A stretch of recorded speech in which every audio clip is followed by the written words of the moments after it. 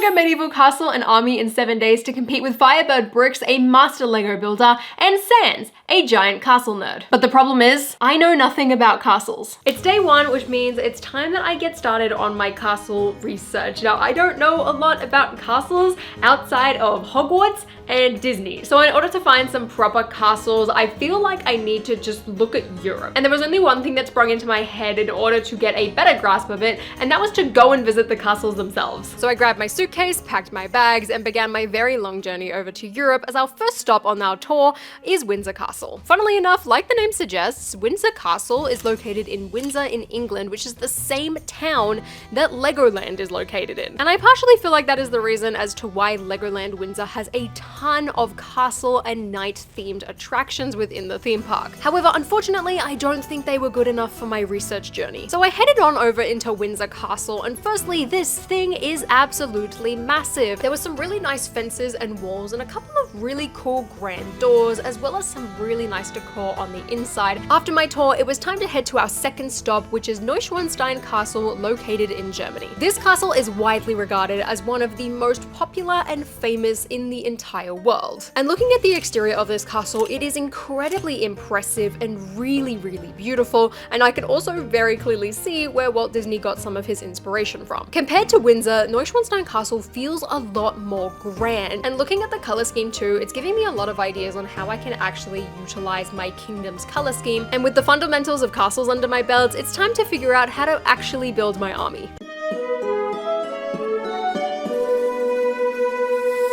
So welcome, Shy Time is my time. I've heard you're an expert in army building. I saw your army in Brickworld, Chicago. It was very intimidating, so I need help. How am I supposed to build an accurate, really cool castle army? Well, first off, let's just go back to your other army that I've seen, which sucks. You don't even know how to army build correctly. You just simply put minifigures on a base plate. I thought that was what you did. Technically, if you're gonna build an army, you need to make it look like an army. There's always someone leading from the front. There's always someone holding a flag of some kind. Why not do that with your armies? You can't just put stuff on a base plate. Otherwise, it just looks like minifigures on a base plate. If you can find any torso in mass, do it. Luckily with Castle, they don't all have to look the same. In fact, they look way better if they don't look the same. Who should I have leading from the front? A knight, a king, a queen, as long as he or she can stick out. And lastly, should that person leading be on a horse?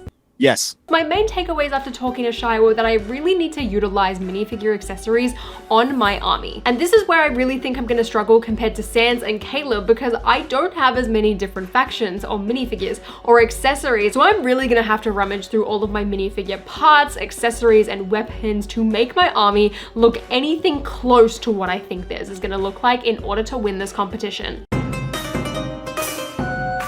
With my newfound wisdom, I thought it would be best to head to Ye Old Lego shop and raid the Build-A-Minifigure tower to try and grab as many of the Lion Knight's torsos as possible, as you can fit 15 in each container. I grabbed a couple of the shields as well as some other medieval accessories, and then pulled out every single thing that I thought would be relevant out of my existing collection and built up a ton of my Lion Knights minifigures. Now, I went with the Lion Knight simply because it was the easiest one to get my hands on in mass, so I could actually build up my army and have a substantial amount of minifigures in order to compete in this challenge. Unfortunately though, since I didn't have a ton of shoulder or armor pieces, most of them ended up looking quite similar and a little bit plain despite listening to Shy's advice. So I really needed to make things up with the leader of my army. Now, at first I was thinking about just using this queen minifigure, however I figured she is probably better off leading inside the castle. So I actually ended up going with a kind of knight version of myself almost, who would be leading on a horse, which is equipped with a couple of flags clipped to the side of the saddle. Then I needed to create my army layout. Now, luckily for me, I ended up with quite a few bow and arrows, so I thought that would be quite good to have a division that was specifically dedicated to archery, and then have a couple of swordsmen and some random flags scattered around. I really could have done with a couple more shields,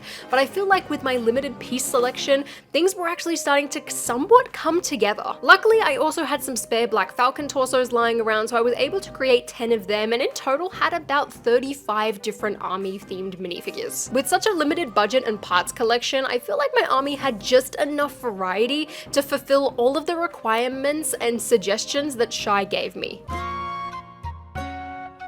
I had an idea for our castles. What if we did some sort of castle scene with a couple of set parameters? Because I know, at least for me, I really want to have a set number of minifigures. I don't know what size we should do it though. You think we should go with like just a base plate, 32 by 32? Going off of that, I feel like maybe if we should do 32 minifigures, but I feel also like there should be something else as well. Well, to benefit the less fortunate here, maybe we should also reference each other's factions and/or channels in our build.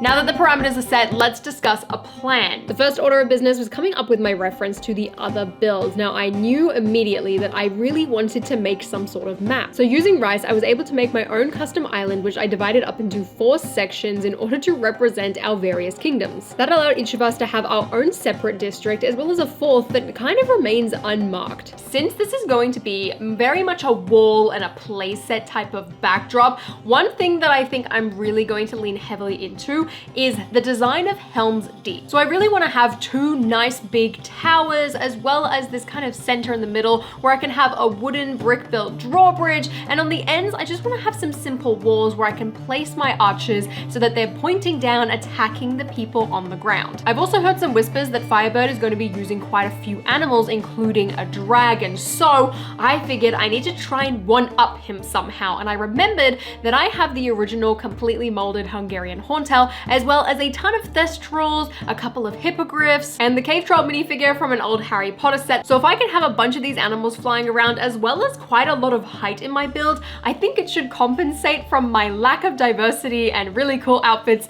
in my army. With all the prep done, it was finally time to start building, and I very quickly realized that this 32 by 32 space requirement was not enough to do my original plan. So instead of doing a full symmetrical castle, I basically just cut it in half and started by building the little wall on the side, taking a lot of inspiration from the Helm's Deep Lego set. I decided to stick to a grey color scheme since I had the most amount of pieces in that color, and mixed a couple of masonry bricks in there just to give it a little bit more texture. I've probably been building for about 4 hours now, and I'm feeling really good about it. However, it's gotten to the point where I'm struggling to find pieces that I need in order to actually get this thing finished. So for example, right now I need a couple of plates to put on this top section here so that I can level it out and finish building this top tower. However, I can't find any grey plates that are long enough to fit this properly, and I'm like being pretty good too. Like the entire thing is hollow. I feel like I'm using my parts quite well, I guess, but I also still want to build this little bridge out the front, and I'm getting worried that I'm probably not actually going to be able to get this whole thing done enough. I am feeling a little nervous that my build is just not going to compare to Firebird and to Sans. I feel like their builds could potentially be a little bit more detailed, a little bit more interesting, so I'm trying to figure out ways in order to add a little bit more texture and a little bit more interest in my overall build. I'm hoping things like my little gel cell, as well as decorating things with a bunch of Thestrals and owls and a bunch of random mythical animals, could help me do that. However, I am really starting to feel the time crunch of this challenge now. My strategy when building was to keep things as simple as possible, and only where I can try and add a little bit of detail so that I could get majority of this build done today. That way for day 7, I could spend the entire day refining the build and really creating the scene so that I can win this challenge. We're on the final stretch. It is day 7 and I need to finish up my castle. Now I'm really proud with what I did yesterday in terms of building. I feel like the whole structure is done. Like I don't want to touch it anymore because I think if I start to do that, I'm gonna ruin it. But I made a really big mistake when I started this build, as I didn't really prepare for terrain. Originally, I was just thinking about leaving it. However, I felt like I got a little bit peer pressured and bullied into adding terrain by Firebird. And after hearing that feedback, the more I thought about it, the more I knew I had to do something. Figuring out how to fix my terrain issue ended up being the most difficult part of this build, and that is simply because I did not prep enough. So I ended up just doing a layer of dark tan plates and stuck them underneath some of the rocks that surrounded my river. I then went around and placed a variety of different plant pieces, including these seaweed looking pieces and a bunch of vines, just to liven up the floor a little bit. But it still felt like there was something missing, and I kept going back and forth on the idea of adding a tree. And now that the build is looking a little bit more complete, it was time to deck the entire thing out using my army minifigures. I've put the leader of my army and her horse on the little bridge thing, and to be honest, I've just completely ripped this straight from the box art of the Battle of Helm's Deep. But now that the build was looking a little bit more lively, I wanted to spice it up by adding my chosen animals. Yesterday, I added a couple of clear pieces so that it would look like the creatures were flying, and it ended up working really well with the Thestrals. I'm really starting to think that those 32 minifigures were incredibly ambitious. I think if I add any more, it's just gonna look too overcrowded, too overcluttered. The moment I've got about 10, and like even some of them are in the interior of the castle. To be honest, I only really said 32 because it sounded cool adding 32 with the 32 by 32 base plate.